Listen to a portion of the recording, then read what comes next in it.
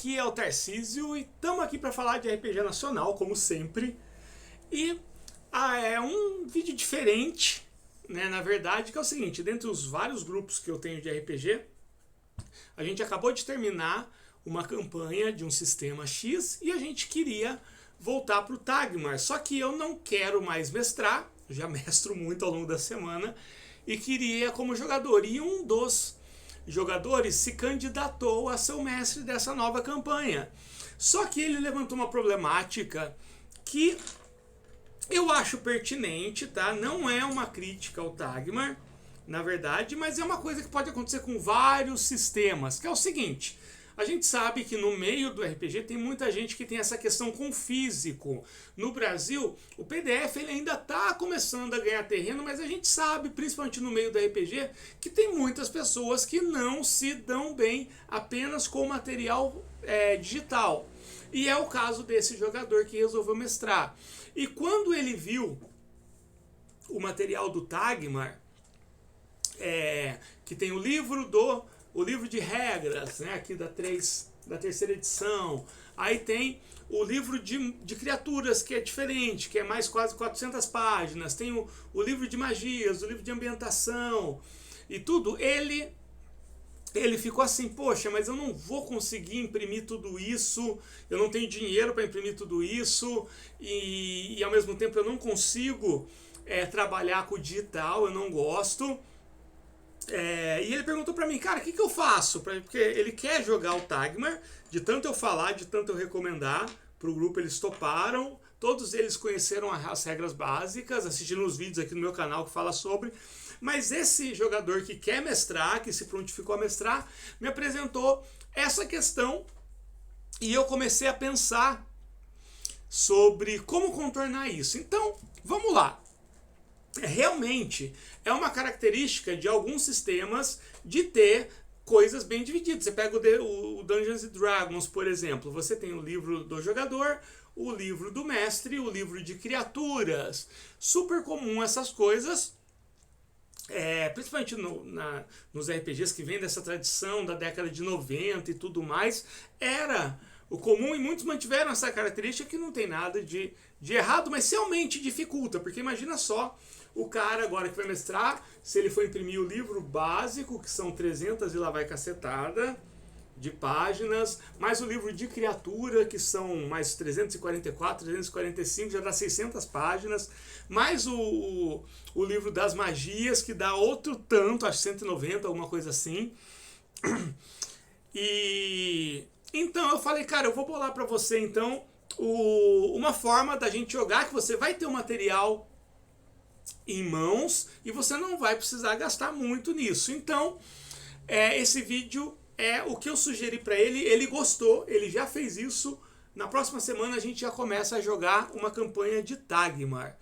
Então, primeiro, gente, a gente precisa ter uma certa mentalidade sempre com relação com esses jogos de RPG que duram muito tempo, graças a Deus, que é o caso do D&D, que é o caso do Tagmar e tudo, que o material antigo, ele nunca fica impossível de se utilizar. Na verdade, tudo que é feito ao longo da história desses RPGs continuam valendo e continuam jogáveis. Então, por exemplo, o D&D está na 5ª edição, mas é super comum você ver pessoas jogando desde o D&D 0, lá do Whitebox, o D&D BX, do Moldvay, o do Mentzer, o Advanced Dungeons & Dragons, a 4ª edição, a 3ª edição, a 3.5...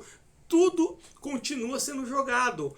E a gente tem que normalizar isso com os sistemas nacionais. Por que eu estou falando isso? Porque o guia que eu sugeri para esse cara é o seguinte: vamos fazer o seguinte, vamos pegar então, vamos jogar a 2ª edição do Tagmar. Então, a primeira coisa que eu pedi para ele imprimir é isso aqui, ó, que é o guia de regras resumido. Deixa eu ver se eu tenho aqui comigo. Só esperar um pouquinho, gente, tá demorando para carregar. Aqui, ó, esse aqui. Eu posso estar falando bobeira, gente, mas até onde eu sei, não tem um guia de regras resumido da edição da 3.0. Se tiver, perfeito, baixa esse. Mas eu Até a última vez que eu fui no site ver, não tinha. Mas tem o guia de regras resumido da segunda edição. Então, se você conhece as regras, que é o caso desse jogador, que a gente já jogou Tagmar alguns anos atrás, então ele sabe de como funciona o básico do sistema. Então você pode, porque isso aqui vai te dar base de consulta para as principais situações e tem 20 e poucas páginas. Ele tem 20 e poucas páginas e aqui eu já imprimi toda a parte da tabela junto também. Então aqui tem toda a parte da tabela, resolução, críticos, resistência, magia e tudo mais. Então esse foi o primeiro que eu sugeri para ele. Então eu falei, ó, você já conhece as regras, você já conhece um funcionamento básico, então imprime esse daqui, que ele vai ter, pelo menos o básico do sistema vai estar lá. Mas eu quero completo. Então uma outra opção que eu passei para ele seria, ó, pega então o manual de regras da segunda edição, que ele vai ter 120 e poucas páginas, que é quase 1/3 do tamanho da terceira edição. Que também pode, mas ele falou, ó, vamos começar, se eu sentir necessidade, eu imprimo essa daqui. Então por enquanto ele está com essa daqui. Aí ele falou, e NPC, como é que funciona a questão de NPC? Bom, a nossa aventura, ela vai começar com aventureiros de estágio 1. Então o que eu sugeri para ele? De imprimir alguns arquétipos do livro dos arquétipos. Tem o livro dos arquétipos, que na verdade nada mais são que personagens prontos que você só precisa colocar o nome, mas está toda a ficha montada. Então eu sugeri para ele imprimir aí uns 9, 10 fichas e coloca o nome lá e tem, quando ela precisar de um NPC, quando ele precisar de um NPC, ele simplesmente pega aquela ficha, coloca o nome e tudo mais. E se precisar mudar alguma coisa, ele pode mudar aí um atributo, ele pode colocar uma habilidade ali. E tem o livro dos arquétipos, tanto para a segunda quanto para a terceira edição. Vou mostrar aqui para vocês. Só um segundinho. Sim, eu sei que fica invertido, eu poderia estar cortando, gravando, mas né, não vai rolar. E aqui está o livro dos arquétipos da terceira edição, ou, né, que é o caso aqui dessas fichas, da segunda edição. E eu falei, cara, eu já tenho as fichas lá, na verdade eu te passo, que eu imprimi o livro inteiro dos arquétipos da segunda edição, que na época que eu jogava, né, quando eu mestrei a terceira. Então, olha só, já resolvi a questão dos NPCs e já resolvi o básico das regras, tá? Agora vem uma questão muito importante, é que assim, no livro básico, seja tanto da segunda edição quanto da terceira, é que você não vai ter lista descrição de magias e nem lista descrição de monstros. Então, a magia, eu sempre recomendo, já que a gente está jogando a segunda edição, a baixar o guia de magia para principiantes. Esse principiantes não está se referindo ao jogador, está se referindo ao personagem. O que é esse guia aqui? Eu espero... ele tem todas as magias de personagens iniciantes disponíveis aos personagens de várias classes, não é só de mago, não, mas ele tem também de sacerdote aqui, ó. Não é só de mago, mas também de rastreador, bardo, sacerdote e magos. Ele compila tudo isso e é menos de 30 páginas, se eu não me engano, não, menos de 40. Tem 30 e poucas, vamos até o final para ver quantas páginas são. 40 páginas. Então, a gente já está aí, só 20 e poucas páginas do guia ali. 21, 22 do guia de regras resumido. Mais 40 páginas do guia de magia para principiantes, totalizando 60. Mais uns 10 arquétipos, 70.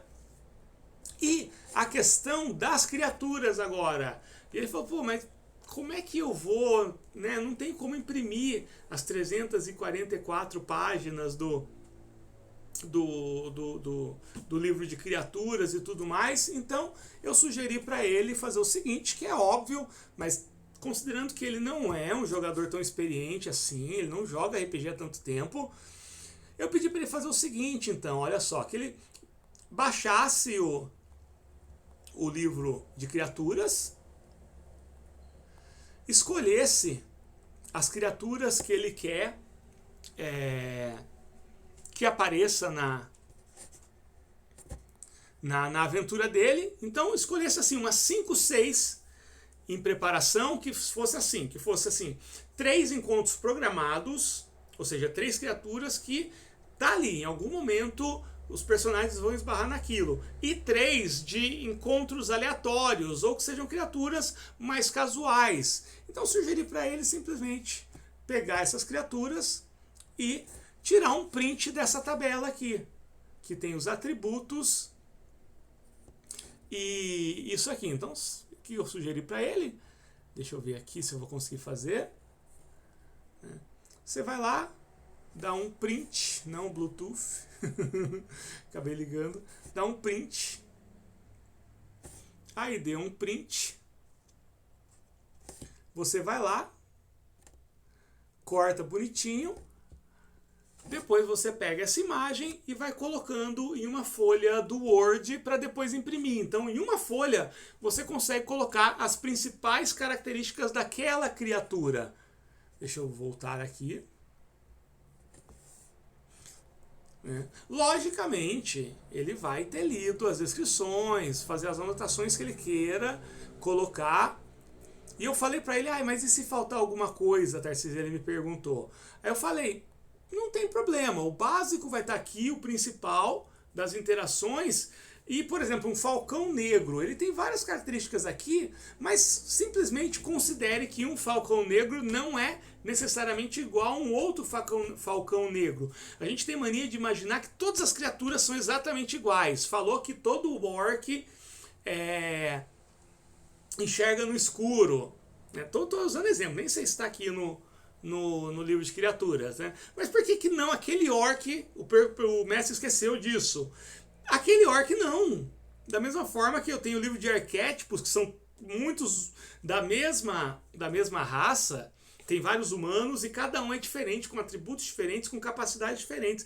A gente tem que começar a normalizar essa questão das criaturas serem diferentes entre indivíduos da mesma espécie.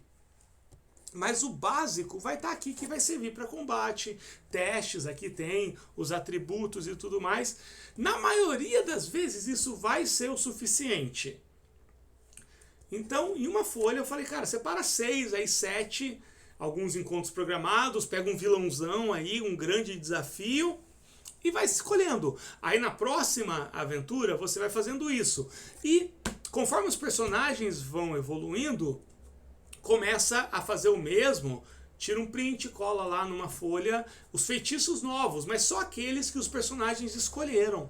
Lembrando que os feitiços, eles são escolhas, então depois, naquele estágio que o personagem ele escolheu aqueles feitiços, vai ser aqueles feitiços que ele vai ter à disposição dele. Até ele subir de novo de estágio, vai levar um tempo.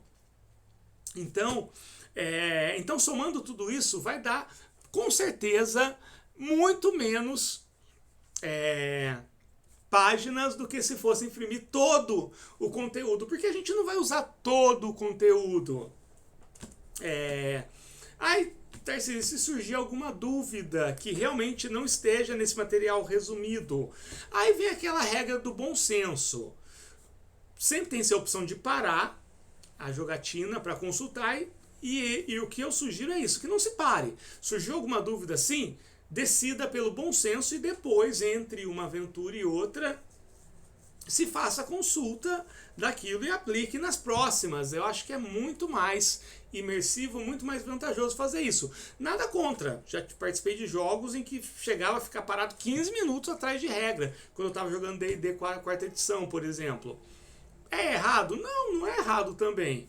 É outra coisa. E E eu acho que é isso, gente. Então, esse foi o guia que eu sugeri para jogar o Tagmar com materiais impressos, sem necessariamente gastar mundaréu de impressões ou dinheiro levando uma gráfica, alguma coisa assim. Espero que sirva para alguém. Serviu pro meu jogador, que agora vai ser o meu mestre de Tagmar. É só uma ideia, é isso. Vamos ver se eu consigo desligar.